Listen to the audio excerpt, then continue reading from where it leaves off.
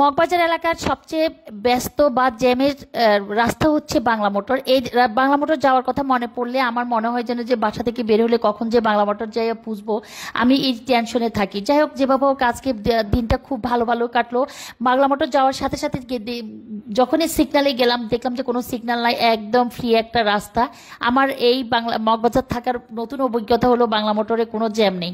তো জ্যাম ট্যাম না থাকার কারণে আমি একদম তাড়াহুড়ো করে বাসার কিছু টুকিটাকি কিনবো।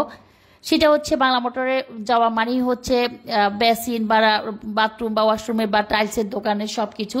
তো এখান থেকে আমি নিয়েছি আমার যে বেসিনটা আমি সবাইয়ের সাথে শেয়ার করেছিলাম, বাসার যে কমন বেসিনটা।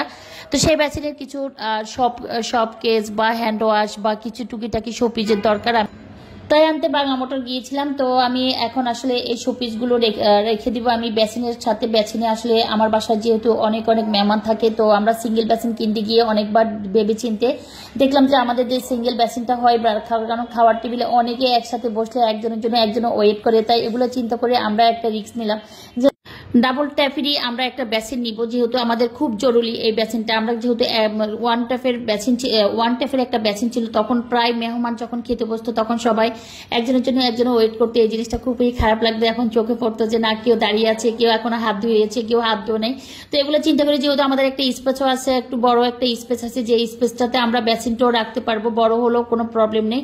তো সেই জন্য আমরা ডাবল ট্যাপের একটা বেসিন নিয়েছি। আর আমাদের এই বেসিনটা অনেকে পছন্দ করেছে, অনেকে বলেছে না ঠিক আছে, আপনাদের যেহেতু ফ্যামিলি বা আপনাদের যে বাসার লোকজন বা মেহমান থাকে, আপনাদের এই বেসিনটা একদম জরুরি বা এবং পারফেক্টলি ভাবে হলো। তো আমার বেসিনটা দেখে আমার পছন্দ হয়ে গিয়েছে, আমার জামাইরও পছন্দ হয়েছে। প্রথমবার আমার জামাই একবার না করেছিল যে নিব না, পরে সেই চিন্তা করলো যে না, বাসায় তো লাগে। তো এগুলো চিন্তা ভাবনা করে বেসিনের অপোজিটেই কিন্তু আমার শোকেস, তার অপোজিটে হচ্ছে আমার ডাইনিং স্পেস আর হচ্ছে রান্নাঘর, সবকিছু মিলিয়ে বেসিনটা একদম কমন একটা স্পেসে আমরা বসিয়েছি। আর শোকেসটা যদি আমি কখনো গোছাই বা সাজানো হয় আমি শোকেসটা শেয়ার করব। আজকে শুধু বেসিনটা একটা আপু বারবার আমাকে ইনবক্সে নক করতেছিল, আপু আপনার যে বেসিনটা আছে আমারও সেম একটা বেসিন আছে, তবে আমারটা সিঙ্গেল আপনারটা ডাবল। তো এই জন্য আমি আজকে চিন্তা করলে দেখলাম যে না, আপুর কথাটা রাখার জন্যই আজকে আমি এখানে এই বেসিনটা শেয়ার করতেছি। ডাইনিং স্পেস, শোকেস আর হচ্ছে বেসিনটা আমাদের একদম কাছাকাছি সবকিছু মিলিয়ে। তো এই জন্য আমি একটু ঘুরে ফিরে দেখাচ্ছি। আর এখনো অনেক অনেক অনেক অনেক কেনাকাটা বাকি, সেই জন্য আমি পুরো বাসাটা গুছিয়ে দেখাতে পারতেছি না, যে একটু যে সবাইকে দেখাবো সেই স্কোপটা হচ্ছে না। প্রত্যেকটা রুমের কিছু কিছু রুমের এখনো খাট সোফা কিচ্ছু করতে পারি না। আর রমজান মাস আসলে জানেন তো সবারই একই অবস্থা, বাসা থেকে বেরোতে ইচ্ছে করে না। এটা হচ্ছে বেসিনের সাথে ম্যাচিং করে আমি একটা হ্যান্ড স্ট্যান্ড আর হচ্ছে একটা টিস্যু বক্স কিনেছিলাম, কিন্তু এগুলো আমার একদম অযথা কিনা হয়েছে। এগুলো আমি ওনাকে ফোন দিয়ে বলেছি নিয়ে যাওয়ার জন্য, কারণ যেহেতু এগুলো লাগবে না। এগুলো এই জন্য লাগবে না বললাম যে আমি যেখানে বেসিনটা দিয়েছি সেখানে হ্যান্ড ওয়াশ আর হচ্ছে সাবান সোপ এবং হচ্ছে 2টা হ্যান্ড ওয়াশ আমি ইউজ করেছি, সেই জন্য ওই 2টা বাদ দিয়ে আমি শুধু ওগুলা রাখার চেষ্টা করবো। আর এখানে হচ্ছে চিংড়ি মাছ ভুনা করতেছি, চিংড়ি মাছগুলোকে বুনো করে নিচ্ছি। আসলে বাসায় গেস্ট না থাকলে একরকম, থাকলে একরকম। তো মানে বিভিন্ন দৌড়াদৌড়ি এবং বাসায় বিভিন্ন কাজের জন্য কোনো কাজে কমপ্লিট করা হয় না। এদিকে হচ্ছে দুপুরের হয়ে গেছে, তাই রান্নাগুলো আমরা বসিয়ে দিচ্ছি। এখানে হচ্ছে চিংড়ি মাছগুলোকে ভুনা করা হচ্ছে, চিংড়ি মাছ ভুনা করবো আর হচ্ছে আজকে ডাল রান্না করবো আর সিম্পল ভাত সাদা ভাত থাকবে। আর হচ্ছে দুপুরের পরে বিকালে যে ইফতারিটা সেটা হচ্ছে নর্মাল ভাবে আমি সামনে শেয়ার করতেছি। তাও আজকে একদম আসলে মেহমান না থাকলে মানে বাসার প্রিপারেশনতে একটু চেঞ্জ হয়। তো এখানে চিংড়ি মাছটাকে আমি এভাবে অন্তত রেখে দিচ্ছি, রাতে খাওয়ার সময় বাকি উপকরণগুলো দিয়ে নামিয়ে ফেলবো। আর হচ্ছে এখানে হচ্ছে বুট ভাজিটা করা হয়ে গেছে। এখানে আমি মসুর ডালের যে থানকুনি পাতার যে বড়াটা ভাজি করি আমি সবসময় বাসায়, সেই মসুর ডালের বড়াটা ভেজে নিচ্ছি।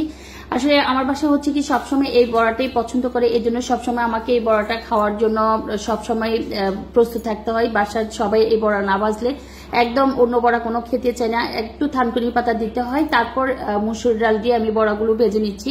এখানে আমি একসাথে এক পলেপে প্রত্যেক যে বাটিতে মাখা যে ডালগুলো ছিল আমি সবগুলো একসাথে এক ফ্রাই প্যানে দিয়ে দিচ্ছি, কারণ মানে অনেকে হয় না অনেক সময় যে এক পলেপ দেওয়ার পর ভাজি করার পর আবার একটা দিতে হয়। আর এই সিস্টেমটা হচ্ছে কি আমার বিয়ের পরে শেখাই। এটা হচ্ছে আপনি একসাথে অনেকগুলো দিয়ে দিতে পারবেন, একটার উপরে একটাও বড়া দেওয়া যায়, কোনো প্রবলেম হয় না। একদম সুন্দর একটা ফ্রাই হয়ে যায় উপর নিচ। তবে চুলার আঁচটা একদম কমিয়ে নিতে হবে, অতিরিক্ত চুলার আঁচ রাখা যাবে না। এখানে আমি যতগুলো পেঁয়াজুর ডাল মাখা ছিল, প্রত্যেকগুলো পেঁয়াজুর ডাল একসাথে এক ফ্রাই প্যানে দিয়ে দিয়েছি। পাশের চুলায় হচ্ছে আমার গরুর দুধটা একটু বলক আসছে, তাই আমি চুলাটা বন্ধ করে দিলাম। আর এখন হচ্ছে বেসন ভাজি করা, বেসন মানে বেগুনি তো এটা আমাদের রোজার একটা পার্মানেন্ট খাওয়ার, যে পুরো রমজান মাসে এই বেগুনিটা আমাদেরকে একদম মানে যাদের খুব পছন্দ তারা অবশ্যই এই বেগুনিটা খুব লাইক করে। তারপর এবার হচ্ছে কি অল্প আছে যেহেতু আমি পেঁয়াজগুলো ভাজি করতেছি, দেন আমি বেগুনিটাকেও একটু ভালো করে যে ডোটা রেডি করেছি ওই ডোটাকে ভালো করে চটকে নিলাম। আর এখানে হচ্ছে কিছু ডিমের চপ বানিয়েছিলাম, ডিমের চপগুলোকে আমি এখন সার্ভ করতেছি টেবিলে। একদম ইফতারের টাইম হয়ে গেছে, একদম নর্মাল আপেল আর হচ্ছে বুট, পেঁয়াজু, খেজুর, শসা, নর্মাল ভাবে বাসায় যে ইফতারগুলো আমরা করে থাকি মেহমান ছাড়া সে ইফতারগুলোই বাসায় আজকে করা হচ্ছে। আর বাসায় অতিরিক্ত কেউ নাই, আমরা নিজেরা, তাই একদম সিম্পল ভাবে যতটুকু পারা তাড়াহুড়ো করে আজকে করে নিলাম। এই তো রমজানের প্রায় শেষ হয়ে যাচ্ছে, প্রায় বলতে 15 রমজানের মতো শেষ। তারপরও আলহামদুলিল্লাহ শুক্রিয়া যে আমরা সবাই এখনো রমজান মাসে সবাই ভালো আছি, সুস্থ আছি। তো সবাই অনেক ভালো থাকবেন। এখানে হচ্ছে একটু তরমুজের জুস করে নিচ্ছি। আল্লাহ হাফেজ সবাইকে।